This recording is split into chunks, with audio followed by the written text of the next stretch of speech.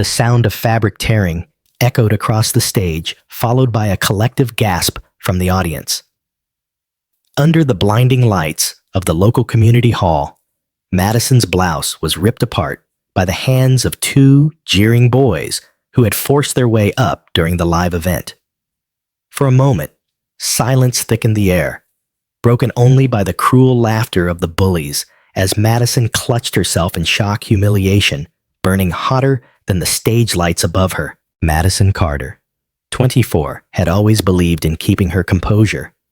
As a fresh face in local broadcasting, she'd worked tirelessly to build her reputation. Hosting a small-town charity talent show wasn't glamorous, but for Madison, it was an important step forward. She had fought hard to earn a place at the microphone, knowing that in this business, any exposure mattered. But what she hadn't anticipated was that the cruel kids from her high school days boys, who had once ridiculed her relentlessly, would resurface to try to tear her down this time in front of an entire audience. Her mind flickered back to high school hallways, where the same group had cornered her, called her names, mocked her clothes, and once dumped her books into the mud. Back then, she had stayed quiet, too afraid to fight back, carrying her bruises in silence. Tonight, standing center stage as her shirt was ripped, it felt like those scars had been ripped open with it. The boys strutted around her like predators basking in victory. "What kind of host can't even keep her shirt on?" one of them sneered, tossing the torn fabric aside as if it were a trophy. The audience, torn between shock and discomfort, shifted uneasily in their seats. Some whispered. Others laughed nervously, too unsure whether this was part of the act or a cruel spectacle playing out in real time. Madison's chest tightened, her heart pounding against the cage of humiliation. Her instincts screamed at her to run off stage, hide backstage, and never come back. But then another feeling rose, a deep, simmering heat that she hadn't allowed herself to feel since she'd left high school. Anger. The kind that trembled in her fingertips and tightened her jaw until her teeth ached. She remembered the countless hours she'd spent over the last 2 years at a self-defense class, a decision she had made quietly after one too many late-night news assignments left her uneasy walking to her car.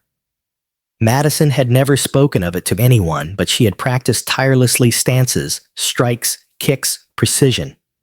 The training had been about safety, not revenge. Still in this moment, all of it coursed back through her muscles like an electric current waiting to be unleashed. The bullies didn't notice her clenched fists. They were too busy playing to the crowd, bowing mockingly and shouting, "Ladies and gentlemen, the half-dressed MC." Their laughter rang out cruelly, bouncing off the walls. The humiliation that had once defined Madison was no longer enough to hold her down. Her breathing steadied, her posture straightened, and her eyes hardened into steel. This time, she wasn't going to stand silent. This time, the stage was hers not for shame, but for reckoning. The crowd didn't know it yet, but the show was about to change in ways they would never forget. The boys continued their cruel theatrics, bowing, as though they had delivered a comedy routine, their smirks daring Madison to cry or crumble. But Madison stood still, her breath slow and deliberate.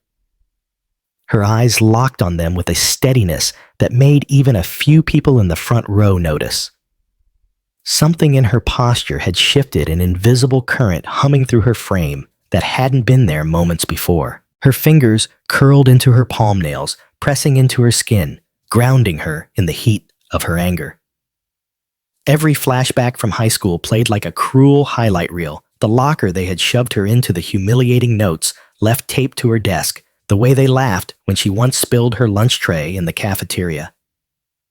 For years, she had carried those moments as silent burdens, convincing herself she was better off ignoring them. But tonight, in front of hundreds, their audacity had broken through the dam. The taller boy stepped closer, grinning, leaning in, as if to whisper some new insult. "What's the matter, Maddie?" Gonna cry again, just like old times. His voice dripped with mockery. Madison's stomach turned. But instead of shrinking back, she straightened her spine.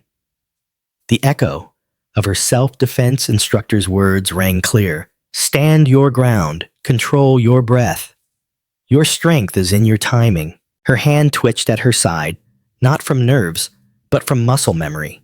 She remembered the repetitive drills punch after punch against padded targets, hours of honing reflexes until they became instinct. She hadn't trained for glory or for applause. She had trained for survival. And now, standing in the spotlight, survival demanded something more than silence. The other bully joined in, circling behind her, his voice louder, addressing the crowd. Ladies and gentlemen, looks like our star MC's lost her voice too. Guess she's only good for standing there, and... He didn't finish because Madison's eyes snapped toward him with a glare so sharp it cut through his sentence. The audience shifted, sensing the tension had turned. The laughter died down, replaced by uneasy murmurs. They could feel it too, that subtle shift in atmosphere, the quiet before a storm. A few spectators leaned forward, whispering to each other, unsure if they were witnessing an act or something far more real. Madison took one step forward, steady and deliberate. Enough, she said, her voice low, but carrying firm. Enough to silence the whispers. The bullies blinked in surprise. They had expected tears, maybe a sprint off the stage. Not this. "Aw, Maddie's finally got a backbone," one sneered, but his voice had lost its bite. She inhaled deeply, the rhythm of her training anchoring her. Her humiliation had become fuel, each memory sharpening her focus, compressing into a single point of intent. This wasn't just about her shirt. This wasn't even just about tonight. This was every moment they had stolen from her, every ounce of confidence they had tried to crush. Her body felt light, coiled with energy, as if every muscle waited for a signal. She hadn't planned this, hadn't even imagined striking back in such a public way. But her breaking point had been reached. There was no turning back now. The crowd hushed, hanging on the crackling silence. Madison clenched her fists at her sides, her chest rising and falling in steady rhythm. For the first time in years, she wasn't the girl cornered in the hallway. She wasn't the easy target. She was something else. Something the bullies weren't prepared for. They were about to learn that the woman they tried to humiliate had been preparing for this very moment without even realizing it. The taller boy stepped closer, smirking with the arrogance of someone who had always gotten away with cruelty. He leaned in, intending to whisper another insult. But before the words could leave his lips, Madison moved. Her fist shot upward with explosive precision, a clean and powerful strike that connected squarely with his jaw. The sound was sharp flesh against bone, echoing louder than the microphone feedback had earlier. The boy's head snapped back, his body stumbling as though his legs no longer remembered how to hold him up. Gasps erupted from the audience, followed by a stunned silence that made every breath in the room audible. For the first time, Madison was no longer the target, she was the storm. The second bully froze, his bravado crumbling, as his friend collapsed to one knee, clutching his face in disbelief. Madison didn't let the pause drag on. Her stance shifted seamlessly into what her trainer had drilled into her: feet planted, shoulders squared, balance sharp. Her body hummed with energy, and she felt the adrenaline coursing through her veins, not as panic, but as strength. "You think this is funny?" she said, her voice cutting through the silence like a blade. Her eyes locked onto the remaining boy, who was suddenly far less eager to continue the show. The audience, once complicit in their silence, now stirred with murmurs of shock and disbelief. Some leaned forward in awe. Others clapped instinctively before stopping themselves, as if unsure whether to cheer or keep quiet. But every single person knew they had just witnessed a shift in power that no one had expected. The second bully tried to laugh, but it came out shaky, his attempt to maintain dominance unraveling. "You think one punch changes anything?" he muttered, though the quiver in his voice betrayed him.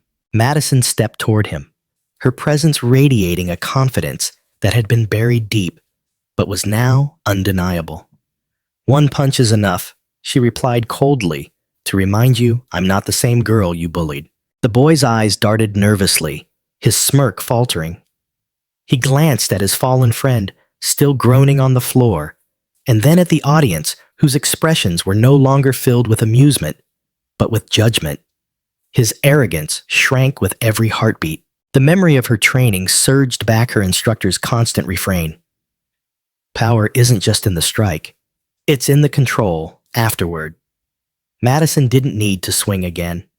Her one punch had been enough to fracture the illusion of their dominance. The bully's fists clenched as though he might try to regain the upper hand. But when Madison held his gaze, he faltered, taking an involuntary step back. That tiny retreat was all it took. The crowd gasped again this time, with a swell of recognition. They weren't watching a victim anymore. They were watching someone take back her dignity in real time. The fallen boy groaned, trying to get back to his feet, but even in his daze, he looked at Madison with something he had never shown her before: fear. His hand cupped his jaw, his eyes wide, as if he couldn't believe she had actually struck him. The power dynamic that had once felt permanent had shattered in seconds.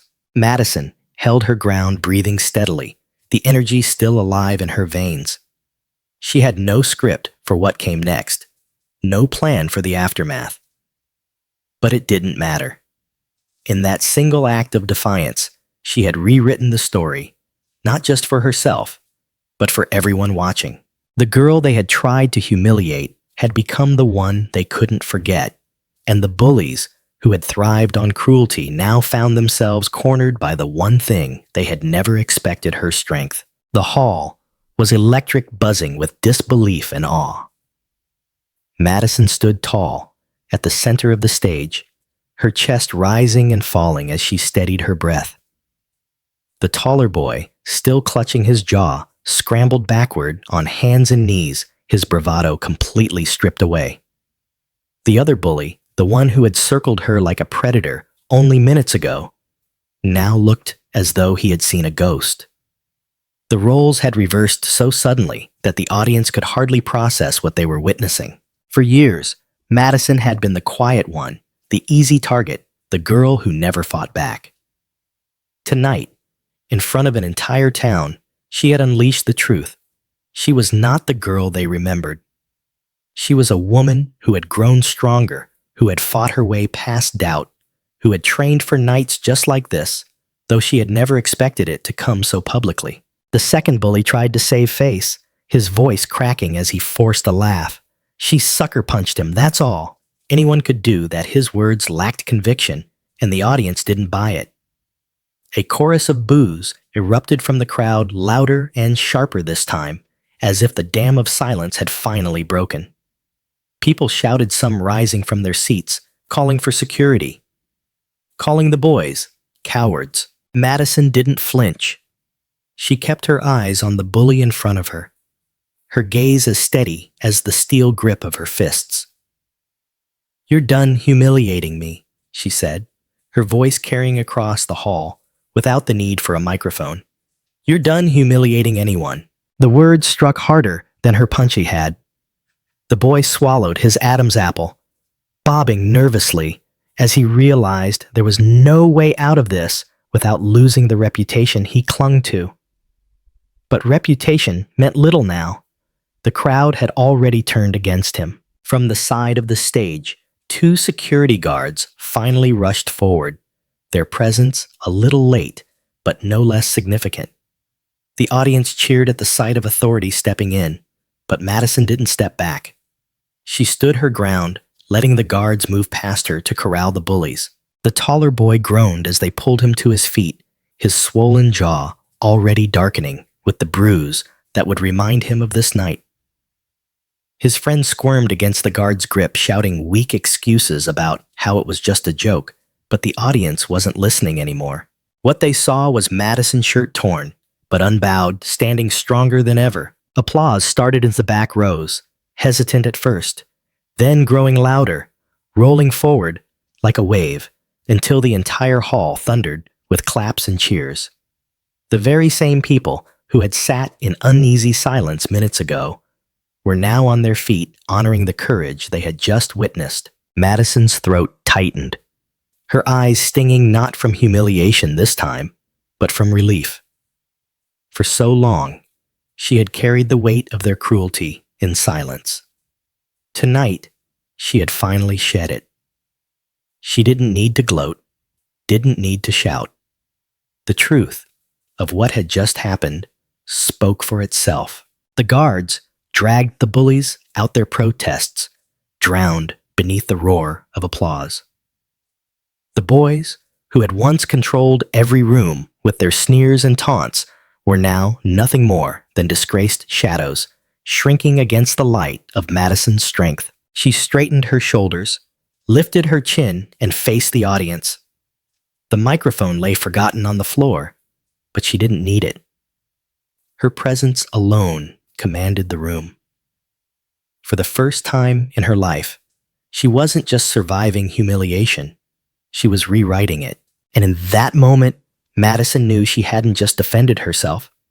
She had inspired every single person watching to believe that no bully, no matter how cruel, could hold power forever. The echoes of applause still filled the room as Madison stood at the center of the stage, her breath finally slowing, her pulse steadying.